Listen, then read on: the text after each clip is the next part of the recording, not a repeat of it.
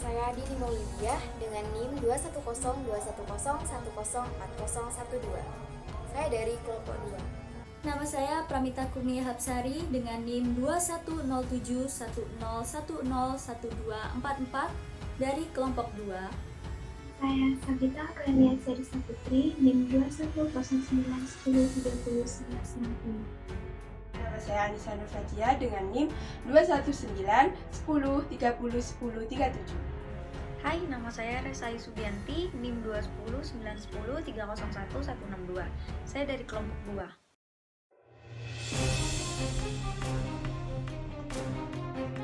Seperti yang kita ketahui bahwasanya COVID-19 memasuki Indonesia pada Maret 2020.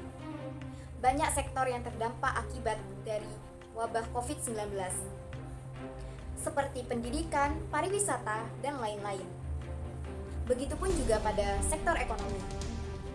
Salah satu indikator terpenting untuk mengetahui perekonomian suatu negara yaitu dengan adanya data produk domestik bruto atau dapat disingkat dengan PDB.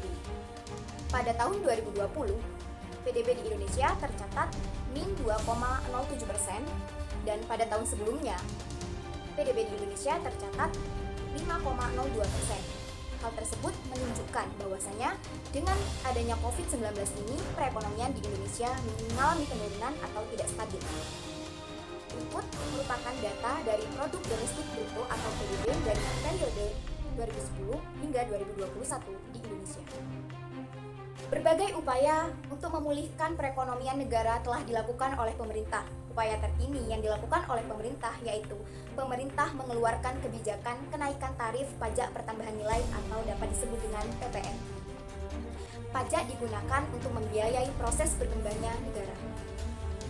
Oleh karena itu, dilansir dari kemenku.go.id bahwasanya kenaikan tarif pajak pertambahan nilai atau PPN yang sebelumnya 10% naik menjadi 11%. Kebijakan tersebut berlaku pada hari Jumat, tanggal 1 April 2022. Kenaikan tarif PPN ini bertujuan untuk meningkatkan penerimaan keadilan dalam proses pemulihan PPN. Namun, pemerintah juga tetap mempertimbangkan kondisi masyarakat yang sedang pemulihan dari COVID-19. Kenaikan akan dilakukan secara bertahap, paling lambat berlaku pada tahun 2025. PPN ini diatur dalam UU Nomor 7 Tahun 2021 tentang harmonisasi peraturan perpajakan. PPN mendapat berbagai pro dan kontra di kalangan masyarakat.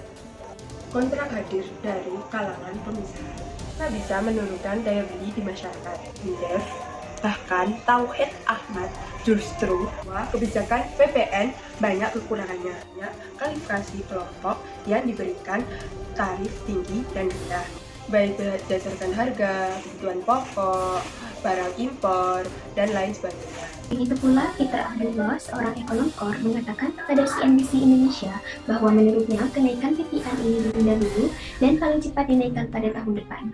Menaikkan PPN di tengah pemulihan ekonomi sekarang ini tidak tepat, apalagi saat ini inflasi dalam tren meningkat dan kenaikan PPN menambah tekanan inflasi. Hal ini juga dapat membuat daya beli masyarakat turun yang ujungnya pemulihan ekonomi tertahan. Kenaikan tarif PPN yang saat ini 10% menjadi 11% juga akan berdampak pada harga barang yang sudah pasti naik. Contohnya adalah harga mie instan, minyak goreng, pertamax, pulsa, kuota internet, dan lain-lain. Nada positif justru datang dari Yayasan Lembaga Konsumen Indonesia atau YLKI.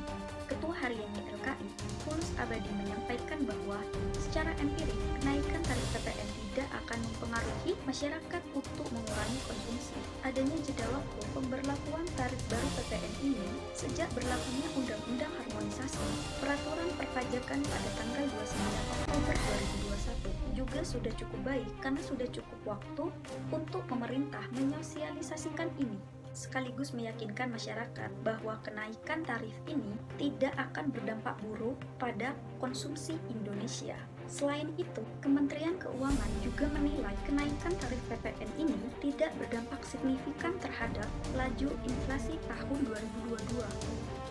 Dalam acara Economic Outlook 2022, Menteri Keuangan Sri Mulyani Indrawati menjelaskan, alasan kebijakan ini dilakukan untuk menciptakan fondasi pajak negara yang kuat demi pemulihan ekonomi.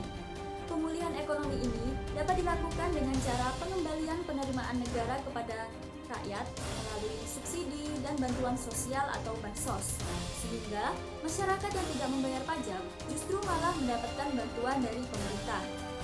Menteri Sri Mulyani juga menuturkan bahwa kenaikan PPN ini masih tergolong rendah, melihat rata-rata PPN di seluruh dunia ialah sebesar 15,4%, sedangkan di Indonesia hanya naik 1% saja, yaitu dari 10% menjadi 11%. Bahkan lebih rendah dari PPN di Filipina yang sebesar 12%, kemudian Cina 13%, Arab Saudi 15%, Pakistan 17%, dan India 18%. Berdasarkan penjelasan yang telah dipaparkan di atas, pemerintah mengeluarkan kebijakan ini tidak hanya karena PPN Indonesia tergolong masih rendah, tetapi juga karena untuk pemulihan ekonomi dan pemberian bantuan kepada masyarakat yang membutuhkan. Tetapi sayangnya kebijakan ini dikeluarkan saat Indonesia di tengah masa pandemi COVID-19 dan juga menjelang Ramadan, yang menyebabkan harga barang naik sehingga masyarakat menengah ke bawah merasa keberatan karena adanya kebijakan ini.